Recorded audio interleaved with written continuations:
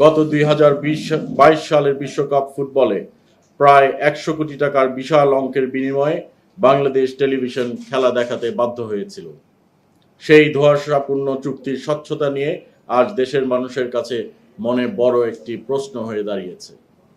BNP যখন রাষ্ট্র পরিচালনার দায়িত্বে আসে, তখন ফুটবল বিশ্বকাপের সম্প্রচার সত্ত্ব নিয়ে এক অদ্ভুত গোলকধাঁধা তৈরি করা হয়েছিল। ফিফা থেকে সত্ত্ব কিনে নেওয়া একটি প্রতিষ্ঠান প্রথমে আমাদের কাছে প্রায় 200 কোটি টাকা দাবি করে। এটি ছিল জনগণের ট্যাক্সের টাকার উপর একটি বড় আঘাতের চেষ্টা। কিন্তু আমরা স্পষ্ট জানিয়ে দিয়েছি, শহীদ রাষ্ট্রপতি জিয়াউর রহমানের আদর্শের দল বাংলাদেশ জাতীয়তাবাদী দলের সৈনিকেরা মাননীয় প্রধানমন্ত্রী তারেক রহমান সাহেবের নেতৃত্বে এবং তার নির্দেশে জনগণের অর্থের অপচয় বা কোনো রকমের অনিয়ম বরদাস্ত করবেন না। ফলে সেই অযৌক্তিক ক্রয় প্রস্তাব কার্যকর হয়নি। আমাদের সরকার একটি নতুন বাংলাদেশ গড়ার প্রত্যয় নিয়ে কাজ করছে, যেখানে অন্যায়, দুর্নীতি এবং স্বৈরাচারী মানসিকতার কোনো স্থান নেই।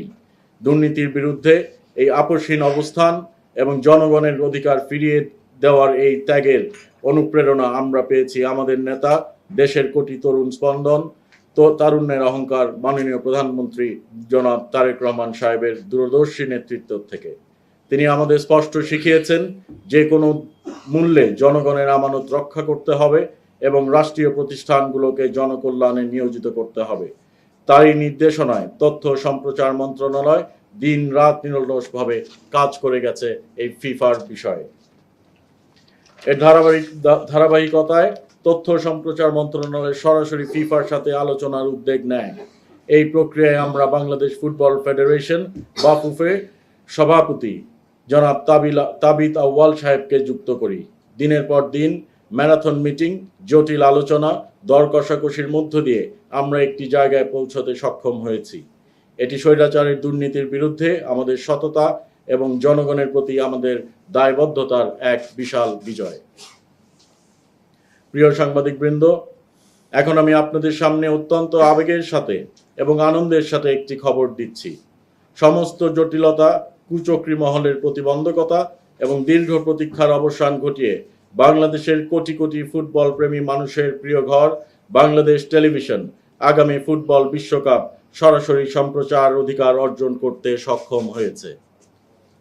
আজ অত্যন্ত গর্বের সাথে ঘোষণা করতে চাই যে অতীতের প্রায় 100 কোটি টাকার লুটপাটের যেই গন্ধ আমরা পেয়েছি, তার প্রথম দাবিকৃত 200 কোটি টাকার যেই ফাঁদ এড়িয়ে আমরা ফিফার সাথে অত্যন্ত সাশ্রয়ী এবং যৌক্তিক মূল্যে চুক্তি স্বাক্ষর করার আহ্বান জানাই। অত্যন্ত স্বচ্ছ প্রক্রিয়ায় এবং বাংলাদেশের নীতিমালার আলোকে এবারের ফুটবল বিশ্বকাপ সম্প্রচারের চূড়ান্ত চুক্তি মূল্য নির্ধারিত হয়েছে মাত্র $3.85 মিলিয়ন, যা বর্তমান বিনিময় হার অনুযায়ী বাংলাদেশের টাকায় প্রায় 47 কোটি টাকার মতো। জনগণের জন্য আনন্দের বিষয় হলো, আমি আবার বলছি, জনগণের জন্য আনন্দের বিষয় হলো এই টাকা বিটিভিকে পরিশোধ করতে হবে না। এর অর্থ আমরা telecom company, satellite TV channels, OTT প্ল্যাটফর্মের কাছে নীতিমালা অনুযায়ী অ্যাডভার্টাইজমেন্ট এবং রাইটস বিক্রি করে প্রায় সকল টাকা উঠিয়ে আনতে সক্ষম হয়েছি। নামমাত্র খরচে বিটিভি ফিফা 2026 খেলা দেখাবে।